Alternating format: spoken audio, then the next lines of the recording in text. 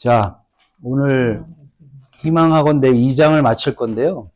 창세기 2장을 마칠 건데,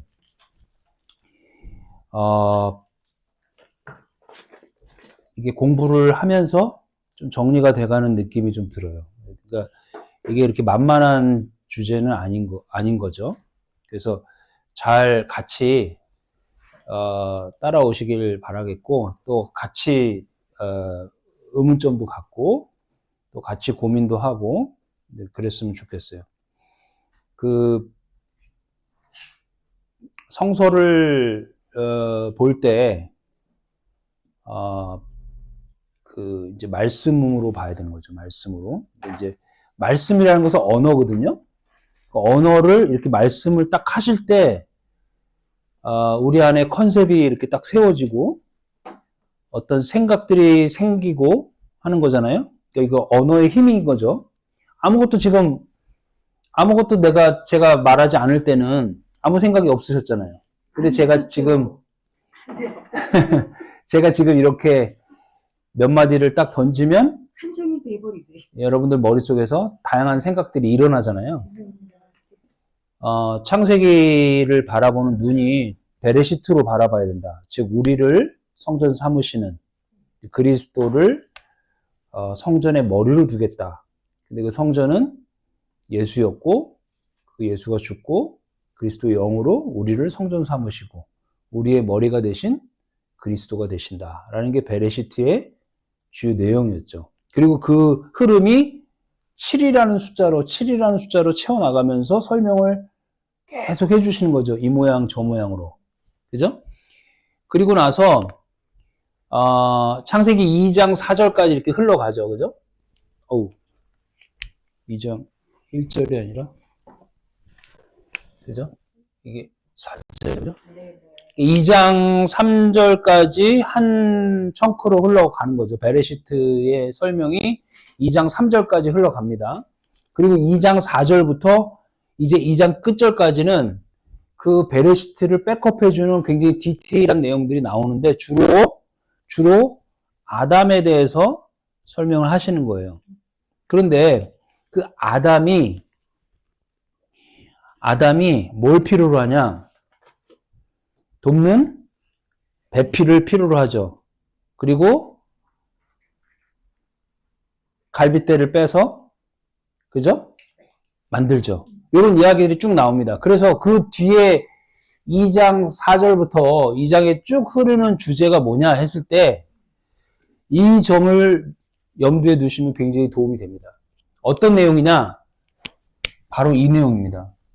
짝, 쌍수, 이것이 쭉 흐르고 있는데 이런저런 모양으로 또 흐르고 있다는 거죠. 그래서 이 히브리 언어에 쌍수, 짝이라는 개념을 계속 생각하는 게 굉장히 중요합니다. 이게 하나의 성서의 주제가 되는 거죠. 요한복음 17장의 다락방 강화에서도 예수님께서 내가 아버지와 하나의 듯이 너희들이 내 안에 내가 너 안에 있으면 우리가 하나가 되기를 원한다 이렇게 얘기하시잖아요. 결국에는 마지막에도 하나됨, 둘이 하나 되는 것, 이것이 성경이다. 이것이 하나님의 뜻이다. 라는 것을 얘기해 주시는 거죠. 그러니까 성서의 주제일 수 있는 거죠. 자, 근데 여기서 그 베레시트에 나오는 아주 중요한 쌍수의 개념이 등장을 한다 그랬죠. 그게 뭐예요? 샤마임과 아레치의 개념인데 이 하늘, 이 궁창이라고 표현되는 이 하늘이라고 표현되는 이 샤마임이 윗물이고 윗물이 쏟아져가지고 이 아랫물을 덮어서 하나로 만든다는 얘기죠. 그죠? 그런데 여기서 되게 중요한 게 이게 우리의 모습이란 말이에요. 땅적 존재인 우리의 모습이란 말이에요. 그래서 이걸 반드시 잘 기억해둘 필요가 있어요. 땅이라는 존재가 우리고 이 땅이라는 존재를 윗물로 하나 되게 만드시겠다. 하나 되게 만들어서 짝이 되겠다. 하나로 만드시겠다라는 것이 성서의 주제라는 거죠. 이 부분은 굉장히 중요한 내용이고 더 깊이 묵상해 볼 필요가 있는 내용입니다. 왜냐하면 성서의 주제이기 때문에. 그래서 성서의 창세기 1장 2절에 땅이 혼돈하고, 그죠? 태후, 보후, 뭐 이렇게 나오면서 어둠이었더라 이렇게 나오잖아, 호세크. 그죠? 우리의 상태를 나타내고. 그 어둠이 깊음 속에 있었다 이런 얘기를 하죠. 그런데 되게 재밌는 게 이 깊음 속에 있었다는 이 태움이 무슨 뜻이라고 했죠? 이게 자궁이란 뜻이 있어요. 요거 잘 한번 생각해 보세요. 왜냐면 모든 사람이 자궁을 통해서 나오잖아요. 그러니까 모든 생명은 어디서부터 나와요? 자궁에서부터 나온단 말이에요. 근데 이 자궁이 어떻다고요? 굉장히 깊음 속에 있고 어둠 속에 있다는 거죠. 이 어둠을 통과하지 않고는 생명으로 나올 수가 있어요, 없어요?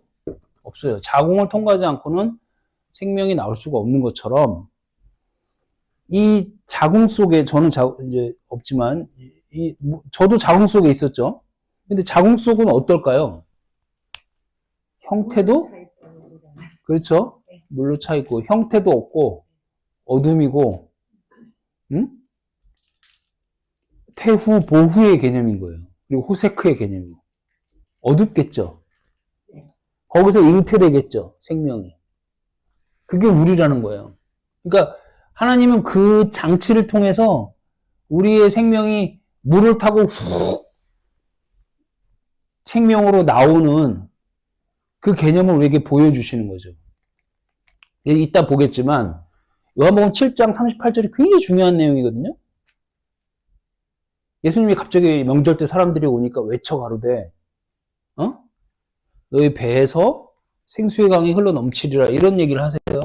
근데 이 배가 이게 배가 이 배를 가리키기도 하지만 이게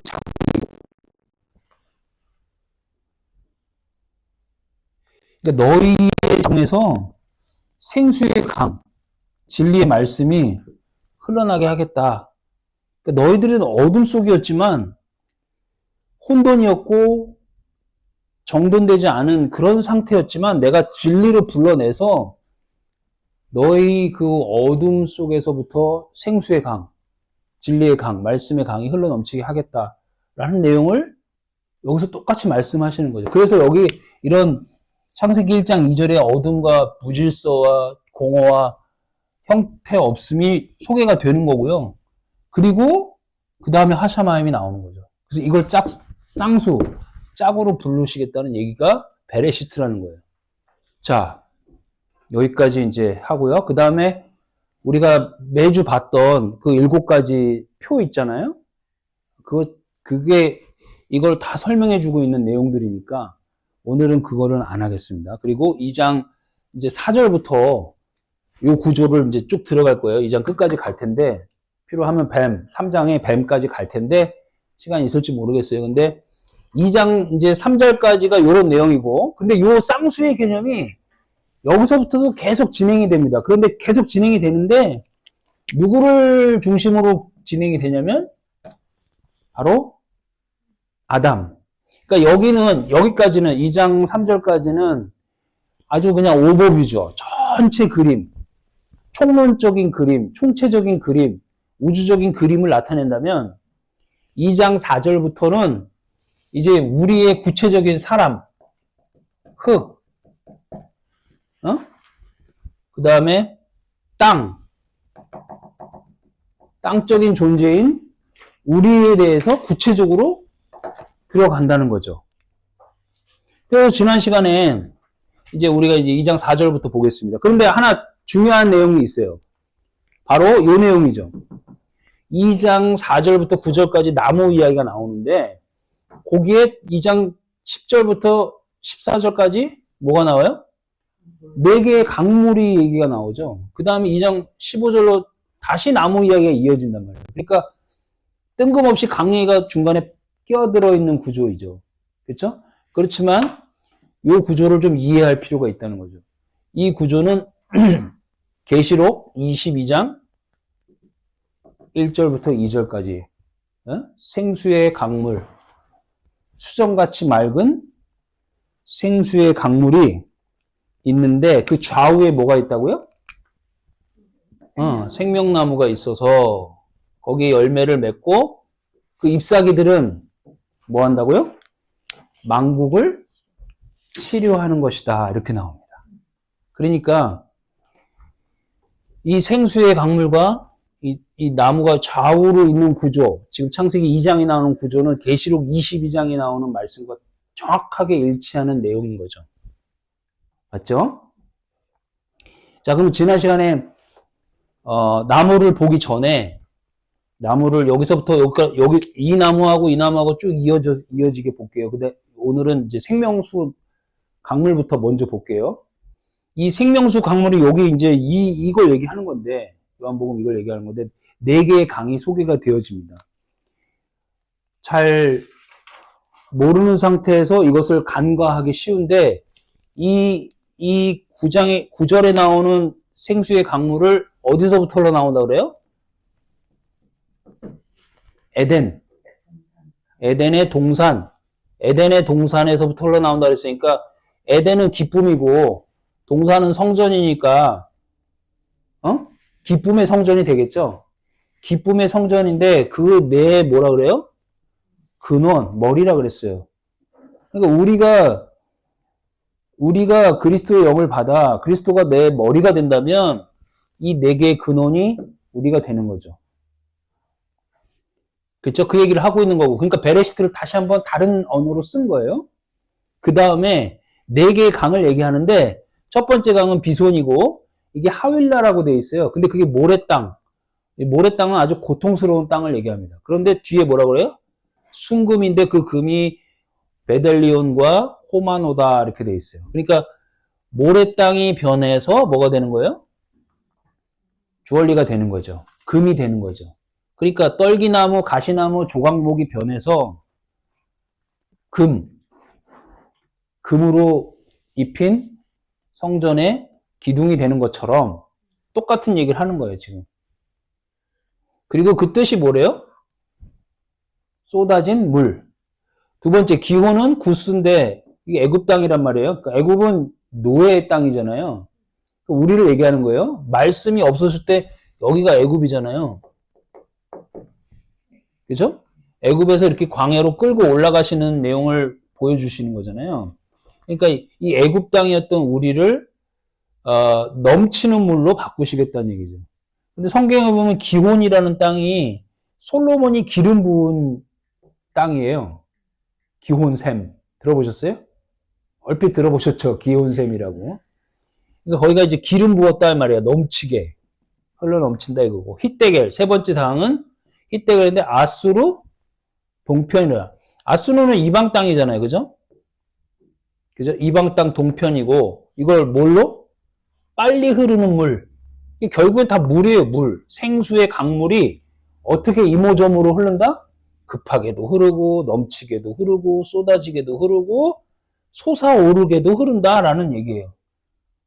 그러니까 이방에 흩어져 있던 사방에 흩어져 있던 이 4라는 숫자는 인간적인 숫자잖아요. 땅의 숫자잖아요. 그러니까 우리예요. 사방 팔방에 흩어져 있는 우리들의 정체성을 하나님의 생수의 강물 어떻게 해요? 쏟아지게 흘러넘치게 빨리 흐르게 또 솟아오르게 이모저모로 생수의 강물이 수정같이 맑은 생수의 강물이 흘러넘치게 한다. 그게 에덴 동산이다라는 거죠. 근원이고. 그러니까 신앙생활에서 이 생수의 강물이 넘쳐 흘러서 이 조의로 그러니까 기쁨으로, 내 안에서 흘러넘치는 그 기쁨으로 반응해야 된다는 거죠. 이 진리를 알진데. 그쵸? 자, 그 얘기를 이렇게 하는 겁니다, 지금. 그리고 맨 마지막 강은 유프라데. 이거는 현재 있는 강, 이름하고도 일치하죠. 유브라데스 강. 티그리스 유프라데스 강이 있잖아요. 그 유프라테스는 마지막에 열매다. 솟아오르는 물이란 뜻이다. 또 시편 1편에도 뭐라고 돼 있죠? 시편 1편에도 시냇가에 심은 나무는 시들지 않는다고 나와 있죠. 이 얘기를 하는 거예요. 다른 언어로 얘기하는 거죠. 그죠? 강가에 심은 나무. 자, 그럼 이제 나무에 대해서 좀 알아볼까요? 4대 강에 대해서 이제 이해가 되셨죠? 저도 옛날에 이게 이해가 안 될 때는 이거 건너뛰었거든요. 이게 무슨 내용인지 모르니까 건너뛰었다고. 그런데 이렇게 세트로 봤을 때 이 내용은 상당히 중요한 내용인 거죠. 즉 우리의 정체성을 모래 땅이었고 구스 땅이었고 애굽 땅이었던 우리의 정체성을 넘쳐 흐르는 강물로 생수의 강물이 우리 안에서 흘러 넘치게 하리라. 수정같이 맑은 샘물이 생수의 강물이 흘러 넘치게 하리라라고 하나님께서 그렇게 약속하시고 예수 그리스도를 보내셔서 그리스도의 영으로 우리를 그렇게 정체성을 바꾸신다는 얘기를 하고 있는 거죠, 지금. 자, 그러면 여기까지 이해됐죠? 이 엄청난 말씀인 거예요, 사실은. 그 다음에 우리가 뭘 봐야 되냐면 이제 아담으로 이제 봐야겠죠. 자, 이 아담에 대해서 얘기하는데 아담에 대해서 얘기하기 전에 뭐에 대해서 얘기합니까? 이 나무에 대해서 얘기합니다. 나무. 2장 4절부터 쭉 얘기하는데 2장 4절은 맨 처음에 뭐부터 나오냐면요. 땅의 내력이라 톨레도시라 이렇게 나와요. 그리고 한 가지 이제 신경 써야 될 부분이 뭐냐면 호칭입니다. 여기 되게 중요한 내용인데 2장 4절부터는 여호와 엘로힘 이렇게 나오죠. 2장 4절 전에는요. 그냥 엘로힘으로 나오죠. 그러니까 2장 4절은 야훼 엘로힘으로 나오고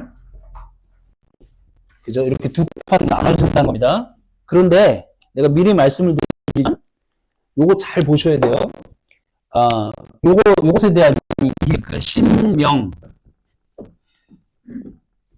하나님의 이름에 대한 이해를 하는 것이 조금 도움이 됩니다. 왜 그러냐면 자 보세요. 엘로힘은 2장 3절까지 창세기 1장 1절부터 2장 3절까지 나오는 하나님의 명칭이에요. 그죠? 그런데 이 2장 4절부터는 야훼 엘로힘으로 나온다 그러죠.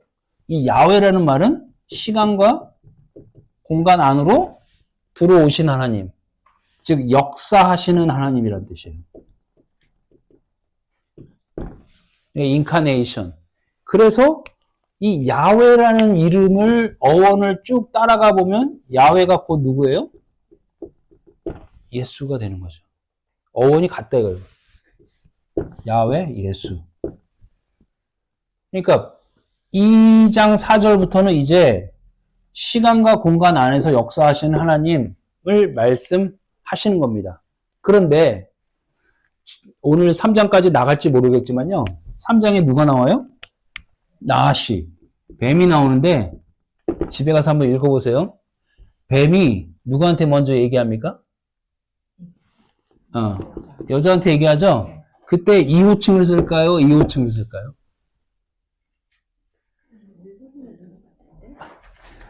2호칭을 씁니다.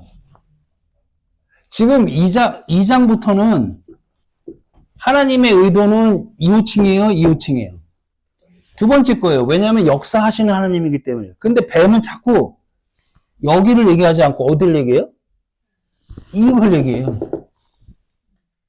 이건 나중에 이제 우리 3장에서 보겠지만 자꾸 엘로힘이라 그래요. 하나님을. 하나님이 그렇게 얘기하더냐? 뭐 이러면서 엘로힘이 그렇게 얘기하더냐? 이렇게 얘기합니다. 이것도 하나의 재미있는 포인트죠. 말씀을 변개하는 뱀이죠. 말씀을 변개하는 거짓 선지자죠. 말씀을 변개하는 우리들이죠. 이따가 얘기하겠지만 뭐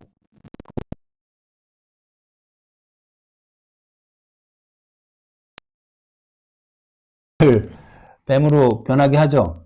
근데 그 모세도 파라오도 파라오의 마술사들을 불러가지고 똑같이 하죠. 근데 지팡이를 어디에 던져요? 아니, 땅에 던지, 땅에. 지팡이를 땅에 던지니까 얘네들도 뭐가 돼요? 뱀이 되잖아. 이 땅에 던진다란 뜻이 뭐냐면,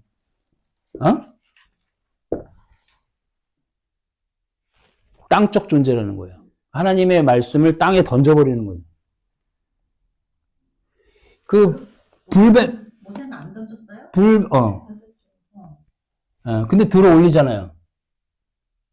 잡아서 들어 올리잖아요. 그죠? 잘 보세요. 네. 그 민수기에 보면은 하나님 치고 올리라고 그래요. 불뱀. 그쵸? 불뱀과 노뱀 얘기 나오죠. 네. 불뱀은 어디 있어요? 노뱀은요? 예. 높이 들어 올려졌잖아요. 그러니까 땅에 속한 뱀이라는 거죠. 말씀을 변개하는 것은. 나시 얘기는 이제 조금 요건 예고편으로 두고 이제 우리가 나무 얘기로 들어가 보겠습니다. 자, 이제 그 지난주에 나눴던 여기 9절까지 좀 쭉 갈게요. 짧게. 지난주에 나눴던 말씀처럼 5절 여호와 하나님이 땅에 비를 내리지 아니하시고 말씀이 없었다는 얘기죠. 비는 말씀을 얘기합니다. 땅을 갈 사람도 없었고, 그러니까 제사장도 없었다는 얘기죠. 들에는 초목이 없었고, 밭에는 채소가 나지 않았고, 뭐만 있어요? 안개만 땅에 올라와 온 지면을 적셨더라. 이 안개가 바로 안개는 형체가 있어요, 없어요?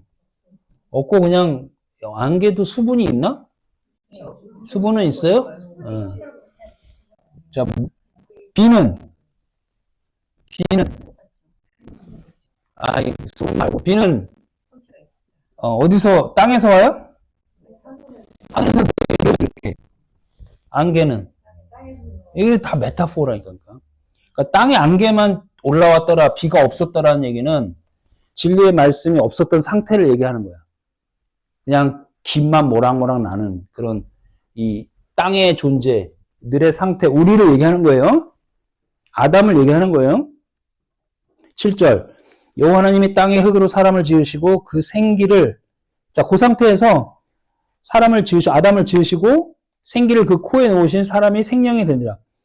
자, 이렇게 코를 이렇게 잡아가지고 하나님이 코를 이렇게 잡아가지고 바람을 부르니까 얘가 생명이 됐다. 동화 쪽에서 그렇게 나오죠. 그죠? 그러면 자, 보세요. 안개만 있으면 여기 있다는 존재죠. 여기 완전 땅에 있었던 존재야.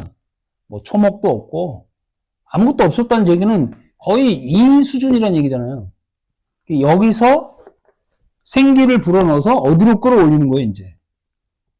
일로 끌어올리는 거예요, 지금. 이렇게 끌어올린다는 얘기예요, 이렇게. 즉, 광야의 아담으로 끌어올린다는, 땅적 존재에서. 왜 이렇게 끌어올려요? 이제 하나님과 하나 되게 만드시겠다는 얘기죠. 자, 이게 아담인데, 기억해야 될 내용이 뭐냐면요. 아담인데, 우리가 진짜 기억해야 될 내용이 뭐냐면, 이게 몇 번째 아담이에요, 지금? 첫 번째 아담이죠? 첫 번째 아담은 성경에 뭐라고 해석되어 있죠? 오실자의 모형이니라 이렇게 되어 있잖아요. 그러니까 이 첫 아담인데 누구의 모형이라고요? 예수 그리스도의 모형이라니까 예수 그리스도는 또 다른 뭐예요? 아담이잖아요. 마지막 아담. 맞아요? 두 번째 아담이자 마지막 아담이잖아요. 그러니까 이것도 하나의 뭐예요? 쌍을 보여주려고 지금 포석하는 거예요, 지금. 무슨 말인지 이해 가죠? 자, 그럼 첫 번째 아담은 땅이고, 땅에서 끌어올린 아담이고, 우리를 얘기하는 거예요. 이것도 물론 우리예요. 우리가 이제 그리스도와 하나 된 자로서의 쌍수를 얘기하려고 지금 하시는 거예요. 7절까지 봤고요. 8절. 에덴, 여호와 하나님이 동방의 에덴에, 여기서 동방의 에덴이 아니라 동방으로부터라 그랬죠? 자, 요것도 하나의 이제 성경을 보는 팁인데, 이쪽이 어느 쪽이라고요? 동쪽이고, 이쪽이 서쪽이라고 그랬어요. 그죠? 동방으로부터니까, 이 에덴, 이걸 에덴으로 봤을 때, 동방에다가 지었다는 얘기가 아니라, 동방으로부터 에덴을 졌다는 얘기예요. 동쪽으로 간 사람은 하나님과 멀어지는 걸로 등장합니다. 성서에서는. 가인이 그랬고요. 그쵸? 근데 되게 재밌는 게, 우리 집사님이 또 불교에 관심이 있으시다면, 불교에서 극락의 땅을 어디로 할까요? 동쪽으로 할까요? 서쪽으로 할까요? 잘 생각해 보세요. 정토라는 말을 쓰는데, 오, 다 아시네? 들어봤죠. 네? 들어봤죠. 아, 들어봤죠? 성공을 보면 손오공. 원효대사가 동방으로 가잖아. 달마가 동쪽으로 갔죠. 달마가 동쪽으로 가잖아. 자, 불교에서도 이 서방을 뭐라고 표현해요? 극락이에요? 극락, 정토라고 표현해요. 그럼 서방은 이쪽인 거예요. 근데 그 그리고, 수주리에서는 서쪽으로 머리를 두고 사잖아. 그쵸? 자, 극락은 무슨 뜻이에요? 극. 극치에, 락은 뭐예요? 즐거워. 에덴이네? 그 발만 바꿨네 뭐. 그치. 네. 희한하죠? 네. 서방정토 극락, 에덴, 예수가 불교. 거기까지 가면 너무 많이 나가신 것 같은데. 배울 수 있죠. 자, 되게, 되게, 동양 철학하고 좀 맞닿아 있는 부분들이 있어요. 예를 들어서, 이거 있잖아요. 의라는 단어 있잖아요. 의. 양 밑에 내가 있다, 이거 아니에요. 그쵸. 나자, 어린 양 밑에 내가 있다, 이런 거죠. 의 있죠. righteousness 있잖아요. 이런 것도 그렇고. 네, 그래요. 내일 부모님 모셔오세요. 자, 그러면, 어디 하다 말하지, 지금? 에덴 동산 내가 설명하다 말했죠? 잘 가요. 조심히. 에덴 동방으로부터 에덴의 동산을 창설하시고 그 지으신 아담을 거기에 두었더라. 그리고 아까 에덴에 대해 설명했지만 에덴은 기쁨이라고 그랬죠? 기쁨, 극락입니다. 그리고 동산은 간인데 간은 성전을 얘기해요. 그러니까 성전이니까 여기를 얘기합니다. 아, 그리고 참 내가 하나 수정할 내용이 있는데 네모박스 12x12는 100? 이거잖아요. 계시록에 나오는 14만 4천이잖아요. 그거 여기를 얘기합니다. 지난 시간에 내가 여기를 얘기한 것 같아요. 내가 지난 시간에 긴가민가에서 다시 찾아봤더니 이 지성소가 10규빗, 10규빗이에요. 그러니까 네모박스 12x12는 여기를 정사각형 여기를 얘기하는 거고 여기는 우리니까 10x10이에요. 그러니까 정사각형이 아니에요. 근데 얘가 쏟아져서 하나가 된다 그 말씀을 얘기하시는 거예요. 그래서 에덴 기쁨의 성전에 아담을 둔 거예요. 그쵸? 자, 근데 그 아담이 이제 우리예요. 첫 아담. 자, 이제 그리고 나서 이게 9절인데 나무 얘기 나오죠. 여호와 하나님이 그 땅에 죄송합니다. 8절 하고 그 다음 9절 나가겠습니다. 여호와 하나님이 그 땅에서 보기에 아름답고 먹기에 좋은 나무가 나게 하시니 동산 가운데에는 생명나무와 선악을 알게 하는 나무도 있더라. 자, 여기서 중요한 거는 나무가 몇 개? 하나. 여기 지금 밑에 히브리어로 웨스 또는 웨츠 이게 히브리어에서 복수가 되려면 샤마임처럼 뭐가 있어야 돼요? mem이 있어야 돼, mem. 무슨 말인지 알아요? 아멘 할 때, mem. 이게 있어야 쌍수가 되는 거거든요? 복수가 되는 거거든요?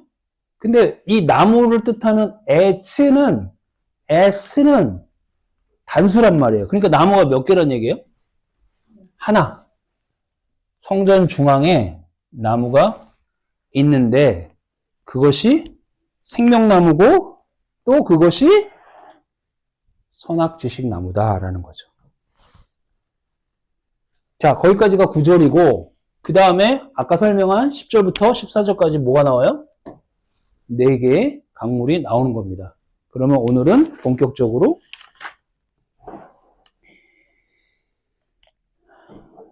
15절부터 들어가겠습니다. 오늘 이제 교환을 보시면 15절부터가 나오게 됩니다.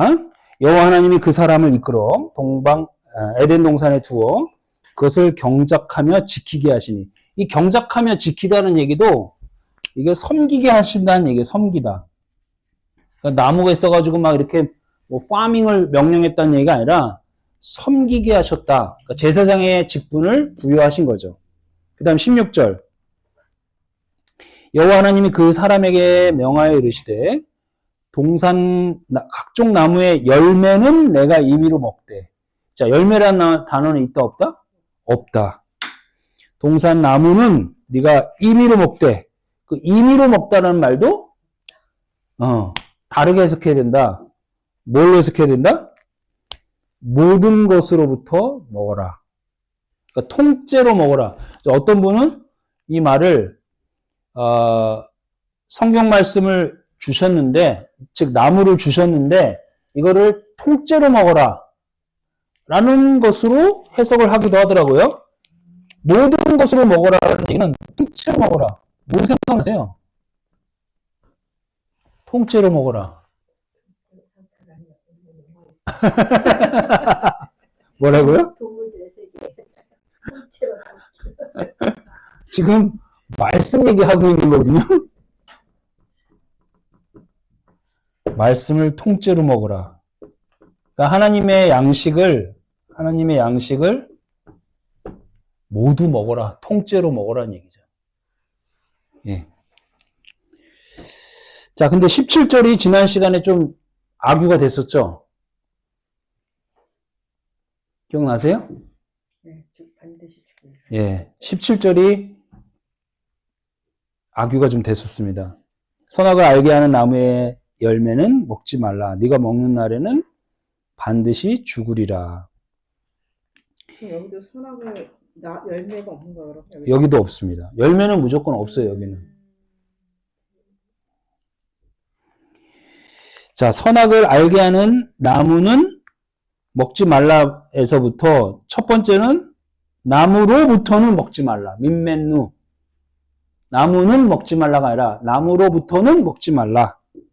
네가 먹는 날 요매는 무트 타무트.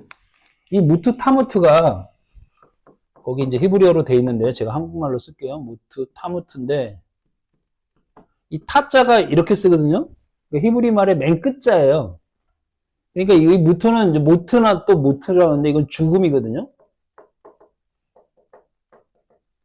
그러니까 죽음인데 왜 여기 타가 들어갔을까? 이 타는 히브리 말의 완성, 끝을 얘기하거든요.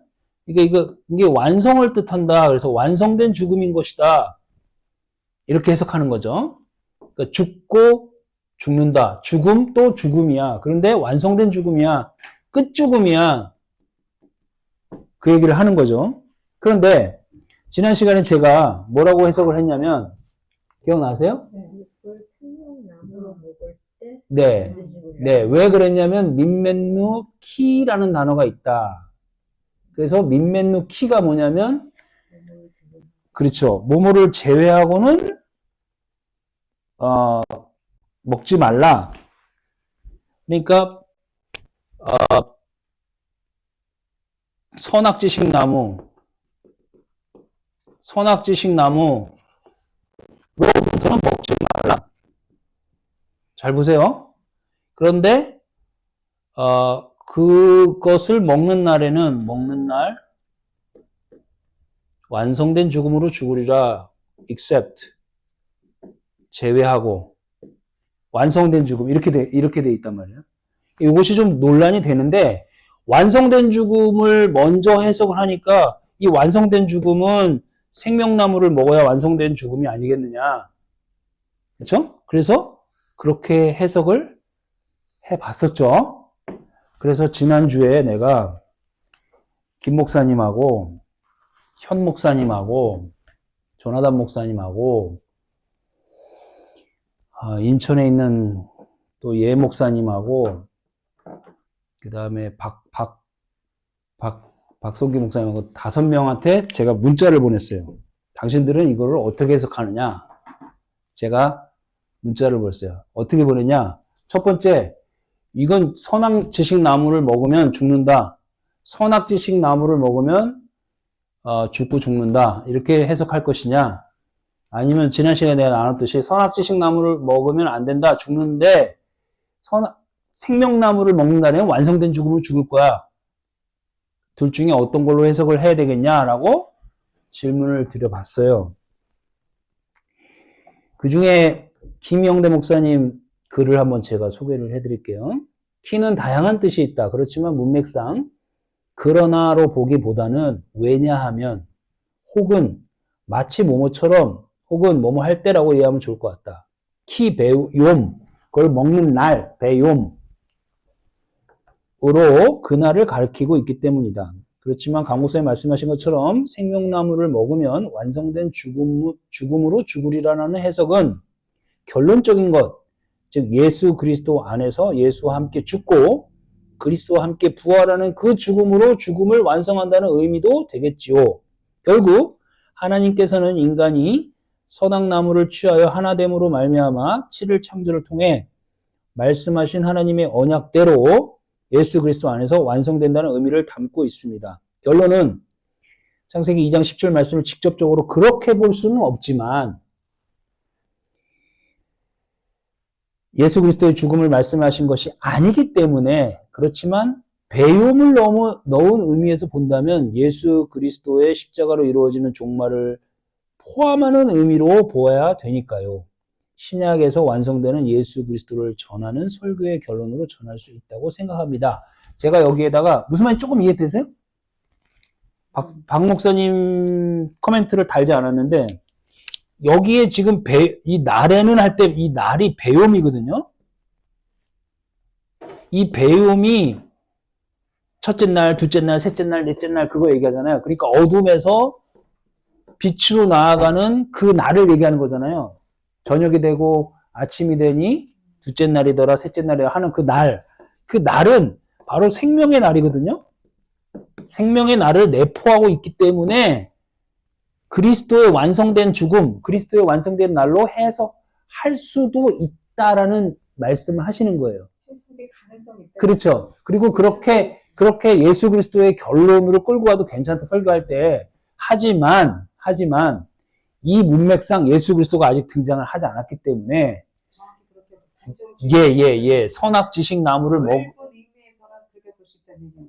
선악지식 나무로 먹으면 죽으리라 라고 해석하는 게 그냥 무방하다라고 얘기하시는 거예요. 근데 그 말씀은 박 목사님하고도 일치했어요. 조나단 목사님하고도. 이해됐어요? 선악지식 나무로 먹는 날은 반드시 죽으리라. 그런 의미로 해석하는 것도 무방하다. 네네. 그런 거잖아요. 네. 그러면 그게 무트 타모트라는 거가 그럼 두 가지로 해석이 되는 그런 의미인 거예요. 두 가지로라기보다는 선악지식으로 먹었기 때문에 결국 예수 그리스도가 올 수밖에 그렇죠. 없고. 예. 그래서 그 의미가 내포되어 있다는 거죠. 결론적으로 네. 무트 타모트가 네. 완성이 되고 가리라. 그렇죠. 그런 식으로 예. 내재된 뜻으로. 그렇죠. 그 근거는 이 배움이 생명을 나타내기 때문이다. 이 날. 첫째 날, 둘째 날 할 때 날 있죠? 그것을 생명, 진리라는 뜻을 내포하고 있기 때문에 완성된 죽음이 예수 그리스도니까 이것은 생명나무를 나타내는 것이다라는 것을 내포하고 있다는 거죠. 나무로부터 키 이렇게 돼 있어요. 그거를 제외하고는 그러니까 열매가 아예 없는. 제외하고라는 것도 네. 하나의 해석이고, 왜냐하면, 혹은, 또는, 뭐 이런 식으로 쭉 해석이 됩니다. 그러면- 키가. 네네. 그치. 잠깐만요. 그래서, 이게 좋은 포인트인데, 그 선악지식 나무를 먹은, 선악지식 나무를 먹은 우리가 어떻게 됐어요? 죽었죠. 죽진 않았죠. 뭘 죽어요? 어떻게 죽어요? 죽었죠. 영적으로 죽은 어, 거죠. 3장 22절에 이런 표현이 나와요. 그 밑에 보세요. 여호와 하나님이 이르시되 보라 이 사람이 선악을 아는 일에 우리 중 하나같이 되었으니 그가 그의 손을 들어 생명나무 열매도 따먹고 영생할까 하노라 이렇게 하시죠. 근데 여기도 하나님같이 됐다는 얘기가 아니라 선악지식 나무를 따먹었잖아요.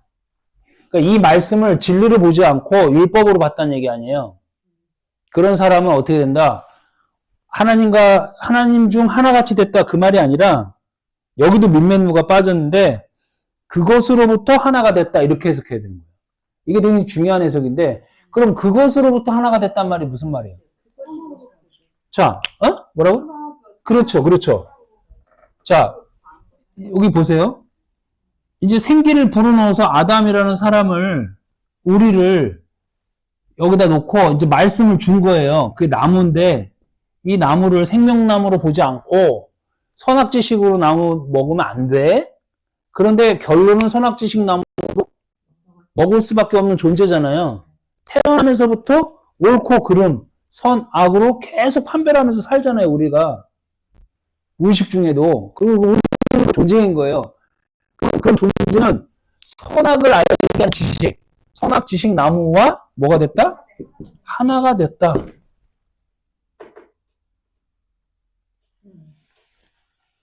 그게 22절에 나오는 거죠.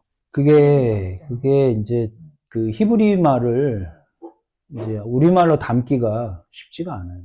이런 것도 타무트도 타라는 단어를 담기가. 자, 여기까지 좀 정리됐어요? 굉장히 좋은 기회였어요. 저도 어제 구 목사님께도 이걸 물어봤거든요. 그랬더니, 강 목사가 갖고 있는 그 의문점이 맞다. 이거 논란이 많다. 구 목사님께도 이걸 보여드렸어요. 제가 카톡 5개를 주고받은 거를. 그랬더니 자기도 그런 쪽으로 이해를 하고 있다. 다 이해한다. 근데, 굉장히 좋은 코멘트를 다셨어요. 특히 박 목사님하고 이 김 목사님, 김영대 목사님께서 이 배움이라는 단어를 좀 주목해라. 날. 이 창세기 1장 1절부터 7일째 날. 그게 생명, 진리로 거듭나게 하는 그런 선언이기 때문에 그 날에는 죽으리라 할 때 그 날, 배움이 중요하다. 내포되어 있다라는 얘기를 하는 거죠. 자, 17절까지 돼 있고요. 이제 갈빗대로 쭉 갑시다. 아담. 18절. 지금 2페이지 하고 있습니다. 여호와 하나님이 이르시되 사람이 혼자 사는 것이 좋지 아니하니 내가 그를 위하여 돕는 배필을 지으리라 하시니라. 자, 여기 보세요. 지금 오늘 성서의 주제가 뭐라 그랬죠? 하나됨, 쌍수, 짝. 이거를 꼭 기억하세요. 굉장히 좋은 툴입니다. 띠이기도 하고 툴입니다. 자, 여기 아담이 있는데 아담이 혼자 사는 게 좋지 않다. 그래서 그를 위하여 뭘 줘요? 돕는 배필. 자, 지난 시간에 돕는 배필 나왔었어요. 그죠? 이거는 먼저 말씀하시는 구원자란 뜻이에요. 먼저 말하는 구원자, 먼저 선포되어지는 구원자. 그러니까 결국에는 이 말씀을 얘기하는 거예요. 그러니까 지금 아담이 혼자 사는 게 좋지가 않아서 여자를 붙이겠다는 얘기가 아니에요. 그런 얘기 아니에요. 그렇죠? 생물학적인 짝꿍을 만들겠다, 뭐 결혼을 얘기하겠다 그런 얘기가 아니라 우리 얘기하는 거예요. 우리가 말씀 없이 진리 없이 그냥 있는 게 안 좋으니까 진리의 말씀 주시겠다는 얘기예요. 이것으로 쭉 끌고 가셔야 됩니다. 에제르, 나자로, 에벤에셀, 엘리에셀, 에제르. 이게 다 구원자라는 뜻이에요. 에제르. 돕는 자, 구원자. 그리고 우리가 전통적으로 아담은 남자고 돕는 배필은 여자니까, 어? 그래서 뭐 결혼을 얘기한다 이렇게 얘기하지만 여기서 돕는 배필이 남성형으로 쓰입니다. 남성형. 명사가 남성형이에요. 남성형 단수입니다. 그럼 에제르가 남성이고. 네네.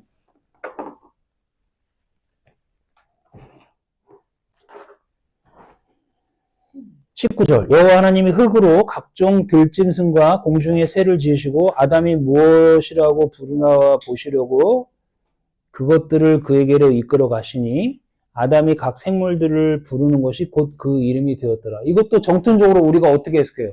아담이 이렇게 혼자 있는데 누가 지나가요? 코끼리가 지나가니까 뭐라 그래요? 코끼리. 너는 또 곰이 지나가면 곰. 이렇게 얘기를 했잖아요. 배웠어요. 그죠? 그런 얘기? 아니고 여기서 뭐가 나와요? 자, 아담 여기 있어. 그 다음 뭐가 나와요? 들짐승하고 뭐가 나와요? 새가 나오는데 얘네들은 어디 있겠어요? 얘는 지금 생기를 불어넣어서 여기까지 올렸잖아요. 들짐승은 어디 있겠어요? 여기 있겠죠? 새도 여기 있겠죠?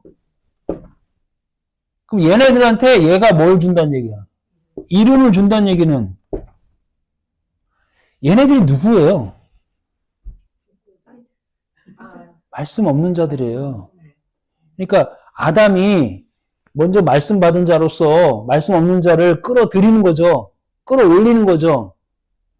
왜 성서는 자꾸 우리 창세기 때 배웠잖아요. 요 앞에 창세기 때. 왜 자꾸 짐승 얘기를 하죠?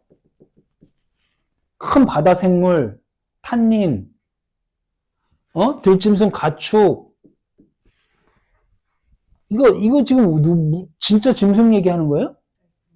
이거 우리 그게 어디 나오냐면 고린도 전서. 어딨죠? 여기 지금, 여기 다음 페이지 15장 39절 보세요. 아주 재밌는 내용들이 나오는데, 고린도전서 3장 15장 39절에 보면은, 육체는 다 같은 육체가 아니니, 하나는 사람의 육체요. 하나는 짐승의 육체요. 하나는 새의 육체요. 하나는 물고기의 육체라.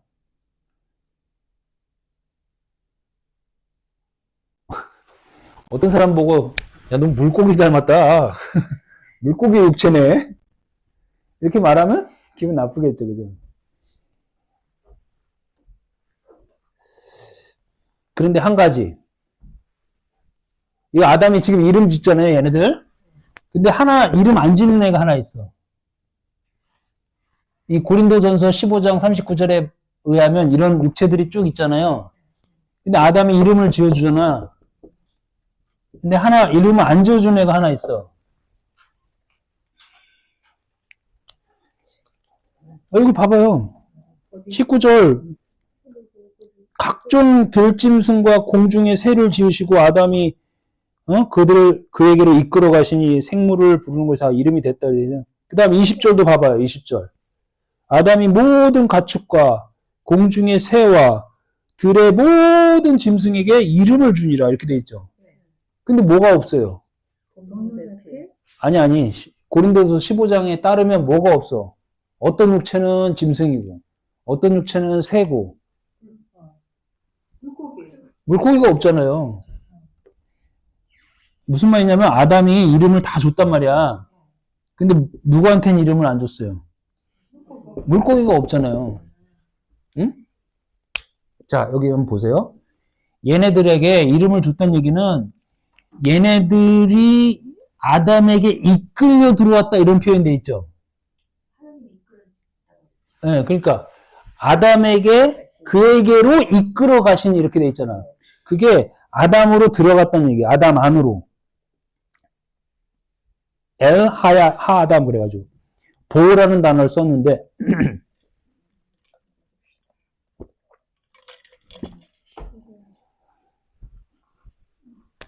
자, 우리가 이해하기 좀 쉽게 도식을 보면서 이해를 하면 좋을 것 같아요. 여기 아담이 있어요. 짐승은 여기 있잖아요. 하나님이 아담에게 이끌어 갔다는 얘기는 아담에게 들어가게 했다는 얘기야. 그럼 여기 있는 애들은 어떻게 했다는 얘기야? 보호했다는 얘기는 이끌어서 이 안으로 너 들어와 이렇게 했다는 얘기 아니에요. 여러분들이 아담이 되어서 네페시 하야 생기를 불어오는 자가 됐다면 이 밖에 있는 들짐승들도 하나하나 들어오게 한다 이거예요. 그런데 불 안 불러요. 물고기는 누가 불러요? 예수님이 제자들 보고 뭐라 그래요? 사람을 낚는 어부가 되라. 어부가 되라는 누구를 낚으라는 얘기야? 요때 아담 불러들지 않은 물고기를 예수님이 물고기 표현을 하신 거라고 해석을 하시더라고요. 제 해석은 아닙니다. 그 말이 그 말이네요. 어쨌든, 예, 맞습니다. 표현만 다르게 했지.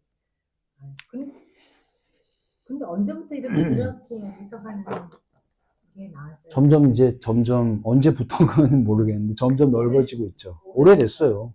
근데 소수 의견들이었지. 관심을 안 가졌었죠. 지금 뒤집기가 참 어려운다. 자, 그리고 이름이 뭐라고 되어 있어요? 이름? 히브리 말로?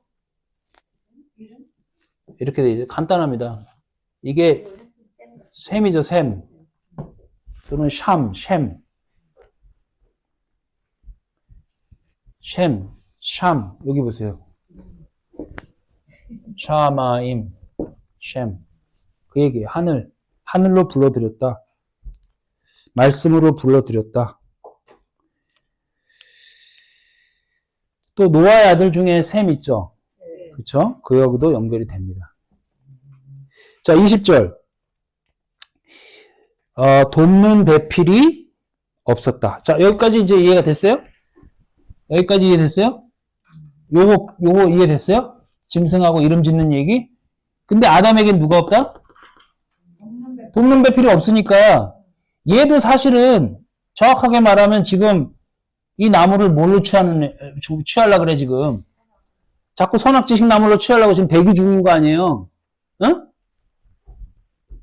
돕는 배필이 없으므로 21절. 21절. 여호와 하나님이 아담을 깊이 잠들게 하시고 잠들매 갈빗대 얘기 나옵니다. 갈빗대 하나를 취하고 살로 대신 채우시고. 잠은 뭐죠? 성경에서 잠은 뭐라고 표현돼요? 죽음입니다. 죽음. 집사님 매일매일 자요, 안 자요? 그러면 매일매일 뭐 하는 거야? 죽는 거야? 그리고 다시 사는 거죠? 죽음과 삶을 계속 하는 거예요, 매일매일. 맞죠? 자, 갈빗대. 집사님 갈빗대 어디 있어요? 한번 만져보세요. 갈빗대. 갈빗대가 째랍니다, 째라. 갈빗째라. 근데 갈빗대가 어디 있어요? 어느 부위에 있어요? 옆구리죠? 옆구리 째라. 옆구리예요. 여기가 앞쪽이지. 근데 뜻이 옆구리야. 그렇게. 갈빗대라는 뜻이 째라인데 째라 뜻이 옆구리라고요. 옆구리 하면 또 생각나잖아. 예수님. 응. 왜 생각났어요? 참. 왜 갑자기 옆구리를 찔렀어? 그러니까 째라를 딱 찌르니까 어떻게 됐어요? 물과 피. 물과 피. 에? 은혜와 진리. 예수 그리스도. 물과 피를 쏟았더라 그랬죠. 이 갈빗대 옆구리를 취했단 말이에요. 어? 물과 내가 피를 취했다는 뜻이에요. 네, 그 돕는 배필이라는 말이 이 옆구리라는 뜻이에요. 그런데 거기를 째가지고 뭘로 채웠대요? 살로 채웠는데, 이게 그러니까 이게 지금 다 메타포인데 살로 채웠는데 그 살 안에 뭐가 있어요? 뒤에 나오잖아. 이는 뭐야? 뼈 중에 뼈요, 살 중에 살 이런 얘기 나오잖아. 그러니까 옆구리를 쬐는데 물과 피를 쏟은 것은 예수님이고 은혜와 진리고 그 옆구리 갈비뼈를 열어서 살로 채웠다는 얘기 아니에요. 그러면 그 안에 뭐가 있었다는 얘기예요? 뼈가 있고 그 뼈에다 뭘 채웠다는 얘기야? 살을 채웠다는 얘기잖아요. 지금 계속 이거 생각하셔야 돼요. 문자적으로 보지 말고. 자, 그럼 잠깐만 계속 내가 자꾸 잃어버릴까봐 계속 나갈게요. 뼈에다가 살을 채웠다는 얘기예요. 그래서 뼈 중에 뼈, 살 중에 살에 그런 시가 나오는 거 뒤에. 그러니까, 자, 봐봐. 자, 그렇게 생각하는 거 당연한데, 지금 이렇게 이야기를 끌고 가는 것은 돕는 배필 얘기를 하고 싶은 거죠. 우리의 구원자 얘기를 하고 싶은 거잖아. 아담의 독처가 좋지 않아서 돕는 배필, 즉 구원자를 붙여주겠다는 뜻인데 우리를 깊이 잠들게 하시고 죽음 가운데로 이끄시고 갈빗대를 열어서 갈빗대를 취하고라고 되죠. 하나를 취하고 그래. 그러면 이 본문대로 합시다. 갈빗대를 하나 취했어. 갈빗대가 뭐예요, 그럼? 뼈죠? 그 다음 뼈에다가 살을 채웠대잖아. 똑같은 얘기야. 살을 채웠다는 얘기야. 그러면 뼈가 있고, 여러분들 뼈 있죠?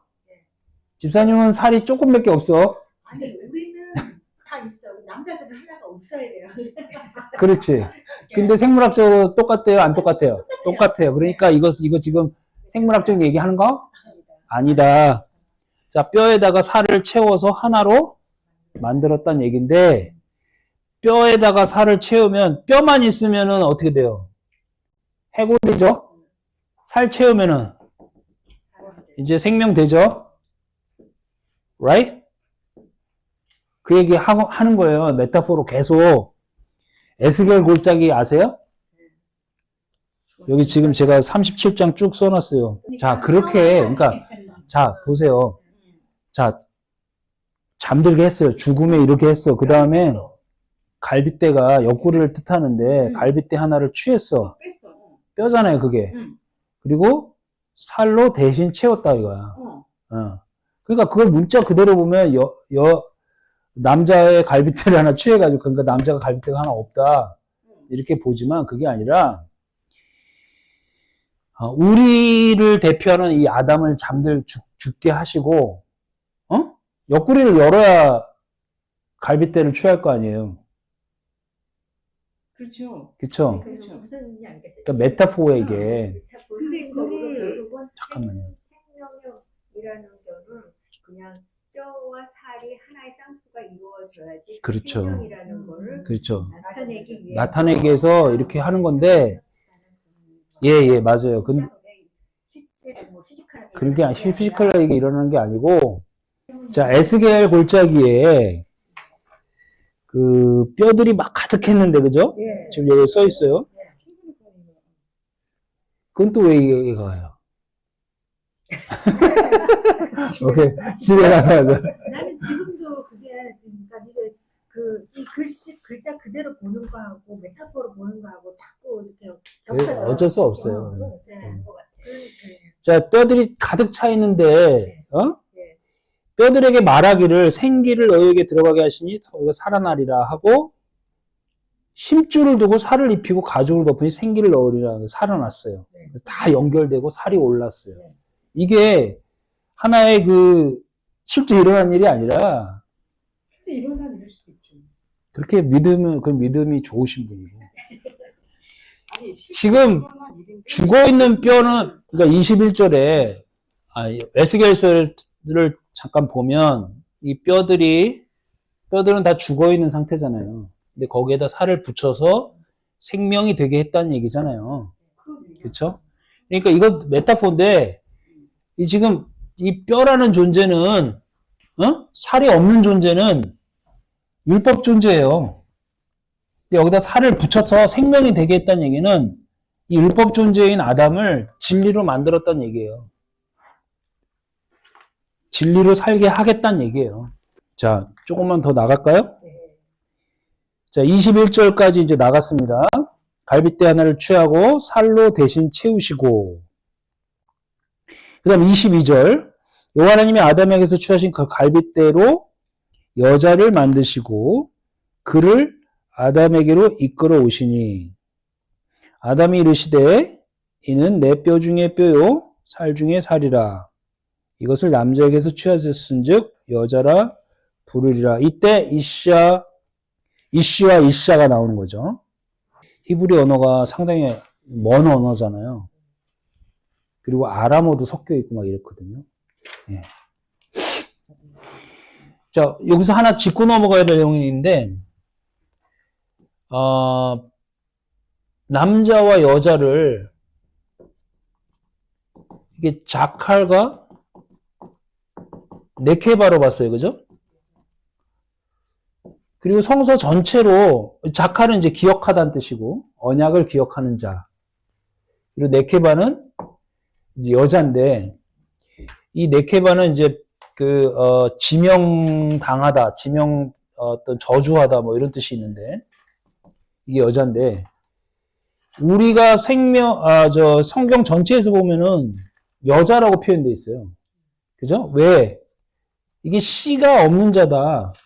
그러니까 씨를 받아서 생명을 잉태해야 되는 자기 때문에 우리는 그 씨인 즉 예수 그리스도를 받아서 생명으로 나아가는 자이기 때문에 여자다라고 표현했잖아요. 이해됐어요? 근데 지금 여기서는 우리를 아담이라고 표현하잖아요. 그죠? 그리고 여기 아담은 뭐가 필요해요? 돕는 배필이 필요하고 아담을 말하자면 뼈로 본다면 생명이 없는 율법 말씀, 겉말씀 뼈로 본다면 돕는 배필은 살이 되고 그리고 이 돕는 배필은 산 자의 어머니 뭐가 돼요? 하와가 될 거 아니에요. 그렇죠? 그러니까 요거하고 맥이 조금 다르잖아요. 개념이.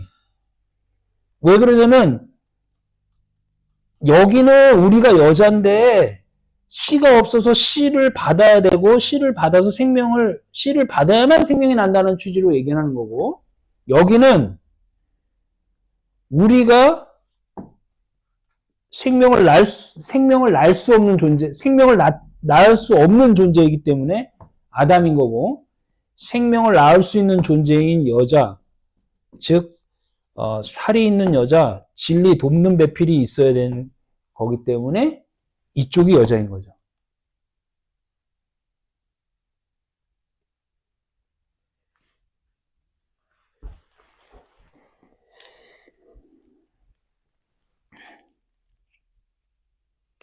되셨어요? 네, 지금부터 이제 좀 정리가 돼요. 근데 나중에 또 하다 보면 또 헷갈려. 예, 이게 메타포도 딱 한 가지의 의미만 가지고 있다면 이해하기 쉬운데 자꾸 중의적이고 자꾸 변한단 말이에요. 자, 그리고 이제 뼈 중에 뼈, 살 중에 살이라라는 것은 시로 표현되어 있습니다. 창세기 안에 시가 섞여 있습니다. 자, 그 다음에 이제 5페이지, 이제 마지막 구절만 하면 마치겠는데요. 5페이지에 누가복음 24장 39절 말씀이 나와 있습니다. 맨 밑에. 예. 이게 굉장히 묘한 말씀인데요. 자, 예수님이 뭐라고 얘기하시냐면 내 손과 발을 보고 나인 줄 알라. 또 나를 만져보라. 영은 살과 뼈가 없으되 너희 보는 바와 같이 나는 있다. 뭐가 있다는 얘기예요, 그럼? 살과 뼈가 있다. 그러니까 나를 어떻게 하라? 만져 봐도 된다. 이렇게 얘기하죠. 무슨 의미겠어요? 되게 어려운 말씀이에요, 사실은. 뭐 이 글자 그대로 보자면은 어. 영은 흐물흐물해서 속에서는 그거하지만 육체는 살과 뼈가 있으니까 딱딱하니까 그렇지, 그렇지. 만져봐라 그거죠 뭐. 어, 글자 그대로 보자. 글자 그대로 보자. 네. 한번 잘 묵상해 보세요. 내 손과 발을 보고 나인 줄 알라. 또 나를 만져보라. 만져보는데 영은 살과 뼈가 없으되 너희 보는 바와 같이 나는 살과 뼈가 있느니라. 거듭났다 나는. 아니, 완성이다. 어떻게 따져보면 자, 영이라는 것은 영이라는 그쵸. 존재는 살과 뼈가 없으니까 만져볼 수가 없다는 얘기인데 나는 지금 너희들과 보는 것처럼 살과 뼈가 있으니까 만져보라는 얘기인데 그 살과 뼈가 이 물리적인 살과 뼈를 얘기하는 게 아니라 완성된 한 뼈와 살이 하나 된 나다 이거 아니야. 그럼 뼈는 누구야? 뼈는 너희들이야. 우리, 예. 난 살이야. 뼈와 살이 하나 된 나니까 너희들과 나는 하나가 됐다. 부활 후야. 그러니까 나를 만져보라. 이 말을 하시는 거예요.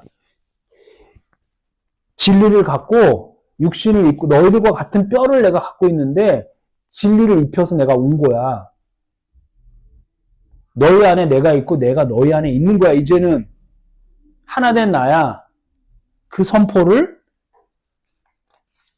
하신다고 해석을 해도 무방하겠죠.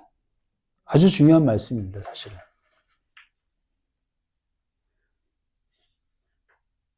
자, 여기 지금 에베소서 맨 마지막에 이씨와 이샤 그거 한 줄 읽고 그 다음 마지막 절 읽을게요. 이씨에서 나왔기 때문에 이샤라 칭하였다. 남자에게서 나온 여자만 한 몸으로서 온전히 하나님과 화목된 것을 나타낸다. 선악나무와 하나 된 것이 아니라 생명나무이신 예수 그리스도 하나 된 것만이 하나님과의 화목이다. 지금 제가 요거 아주 중요한 얘기 한 거예요. 요 부분. 자, 24절, 25절. 이러므로 여기서 남자는 결국은 예수 그리스도를 뜻하는 거겠네요. 그렇죠. 그러니까 그 다음에 이제 요거 이어서 이야기할게요. 이러므로 남자가 부모를 떠나 그 여자와 합하여 둘이 한 몸을 이룰지로라. 아담과 그의 아내 두 사람이 벌거벗었으나 부끄러워하지 아니하더라. 그게 이제 2장 끄트머리예요. 자, 남자가 부모를 떠나 방금 오집사님 뭐라 그랬어요? 남자가 누구를 나타낸다 그랬어요? 예수 그리스도가 누굴 떠났어요? 떠나왔죠. 떠나와서 누구랑 한 몸이 됐어요? 그렇죠. 그 얘기하는 거예요. 이제 찬우가 다 커가지고 이제 부모를 떠나. 너 그래서 여자 찾아와서 네 한 몸 돼. 가정을 이뤄. 그 이야기 하는 게 아니고 여기서 우리에게 살을 붙여준 이 남자 예수 그리스도가 누구를 떠나? 부모를 떠나 우리에게 와서 우리와 한 몸, 즉 쌍수 하나 되신 그 은혜. 그래서 그 두 사람이 발가벗었으나 부끄러움이 있다 없다? 없다. 수치스러움이 없다. 정죄함이 없다. 이 얘기하는 거예요.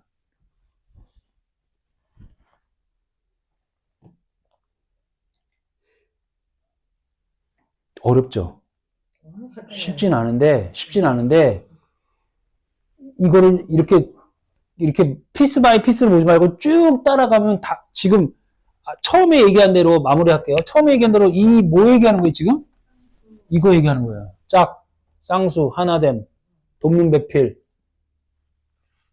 그래서 성경에는 다 두 사람이 나와요. 두 사람. 두 증인.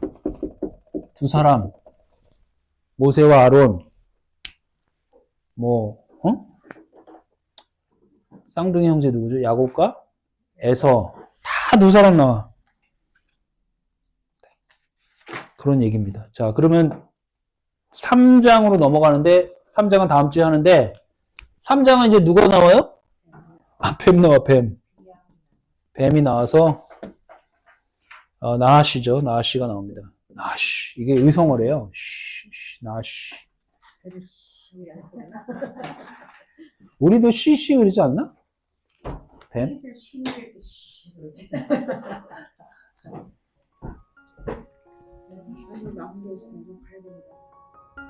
네. 네. 기도하겠습니다. 하나님 아버지 감사합니다. 우리와 하나 되기를 원하시는 하나님의 뜻이 담긴 말씀을 보았습니다. 우리와 늘 함께 하시겠다고 약속하신 그 말씀을 의지하고 하나된 돕는 배필을 살과 뼈로